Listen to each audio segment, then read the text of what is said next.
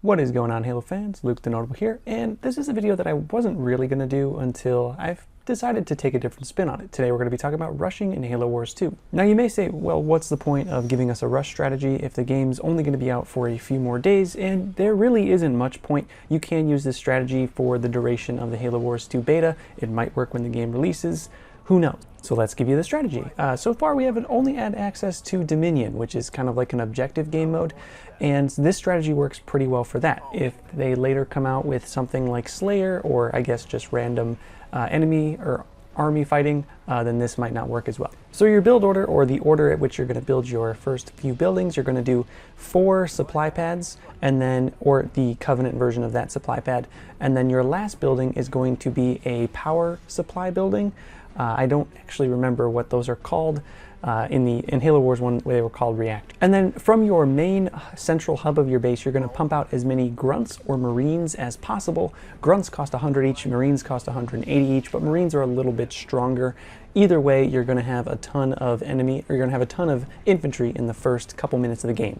Using this strategy, I was able to get a full population of 60 within the first about 2 minutes. You're going to use this full population army as it's building, so right from the get-go, you're going to start taking the reactors that are on the map, and you're also going to take the Dominion points. The reactor hubs are going to be the most important part to this strategy because you're really only building one energy producing building. The rest are going to be supply pads, so you need to make sure to capture those points. However, using this strategy, it was never very hard for me to control the entire map really quickly because I had a full population of Marines or Grunts depending on which leader I was using, so it wasn't really difficult for me to capture them early on.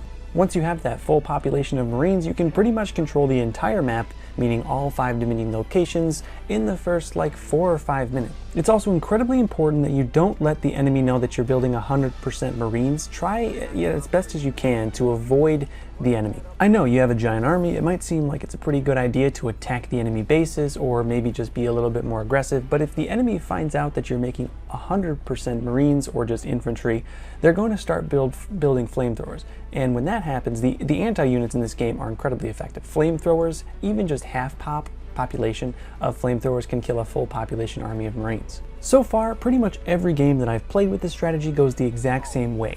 I increase my population all the way up to 60 with my Marines, all while taking all of the hubs and Dominion points on the entire map.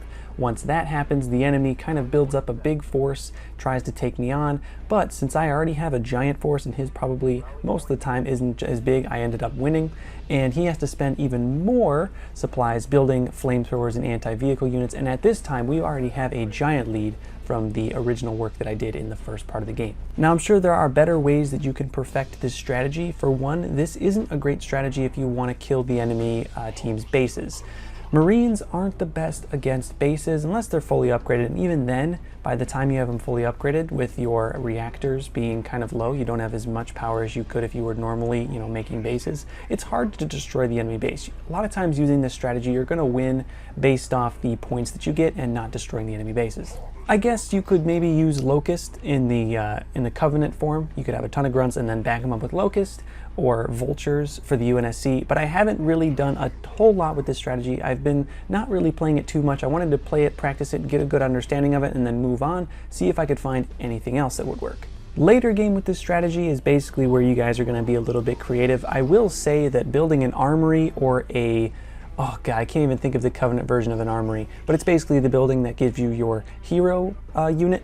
Building that is almost essential for when you upgrade your tech level. You need to build one of those, and then your other building doesn't even have to be another reactor. It could be a barracks to get more specialized infantry. It could also be an air pad, or the Covenant version of the air pad, or the Covenant or human version of the vehicle depot, or I don't even know what it's called anymore, the garage, the building that makes vehicles. It's a pretty basic strategy that works pretty well. But that's not all I want to talk about in this video. I also kind of want to give my opinion on the rushing aspect of Halo Wars. I do think that 343 and Creative Assembly have made it a little bit harder for you to rush as in Halo Wars 2. It is definitely a lot harder to get highly trained units out on the battlefield quickly. It takes a lot of time to build up resources, and this is really, as far as I'm concerned, the most efficient way to get a ton of enemies, or I should say infantry, or just units on your side on the field out very quickly. But Halo Wars 2, at least from what I've played so far, doesn't look like it's going to be a game that necessarily is all about destroying the enemy's home base. I find that when I can control the map, I am much more better off than the enemy, because I control things like reactor hubs, supply crates, and of course the Dominion locations that give us points. I'm a huge fan of rushing. I know it's something that's a little insidious in the Halo Wars community. I think it is really cool if you can defeat an enemy in the most fast and efficient way.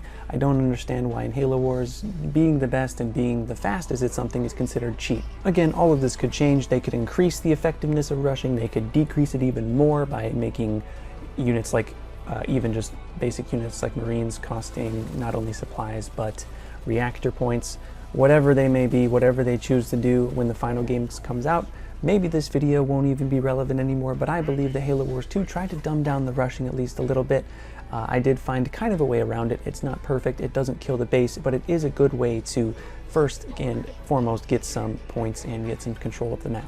That's pretty much the end of this video. Again, I haven't really played too many games with this. I've been kind of probing around, trying different strategies, not just going to my go-to, though every single time I have used this strategy, I have won. So go try it out, see if you like it. If you find something that works or you find something that works better, comment down below. It'd be cool to see these strategies kind of develop in just the short week that this game was available. Look out for my full discussion video on Halo Wars 2 that'll be coming out pretty soon. I'll also probably touch on it on Steaktacular.